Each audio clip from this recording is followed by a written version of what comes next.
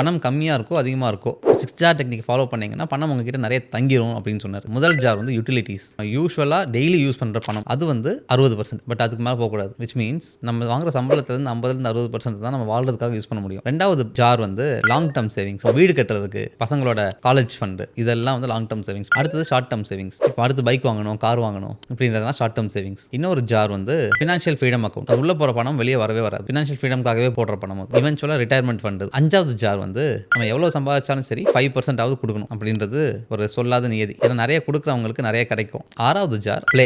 அதுக்கு நம்ம கணக்கு சொல்லணும்னு அவசியம் இல்லை. படம் பார்க்கலாம், டூர் போகலாம், நம்ம பிடிச்ச எந்த விஷயம் வேணால் பண்ணலாம். ஆனால் அது நம்ம பண்ணணும். ஏன்னா கொஞ்சம் பணம் இருந்து அதை நம்ம சரியாக நமக்காக செலவு பண்ணிக்க கற்றுக்கல அப்படின்னா நிறைய பணம் இருக்கிறப்போ அது நமக்காக செலவு பண்ணிக்க மாட்டோம். பணம் ஒரு சந்தோஷம் கொடுக்காது. அதனால பிளே அக்கௌண்ட் இது மாதிரி 6 ஜாராக மாற்றிக்கிட்டு 6 ஜார்லேயும் பணம் போட்டு அந்த 6 ஜாரில் போடுற பணம் அதுக்காக மட்டுமே யூஸ் பண்ண கற்றுக்கிட்டா பணம் நிறைய தங்கும் அப்படின்னு சொன்னாங்க. அதை நாங்கள் அப்போ இருந்தே ஃபாலோ பண்ணிட்டு இருக்கோம். It actually works.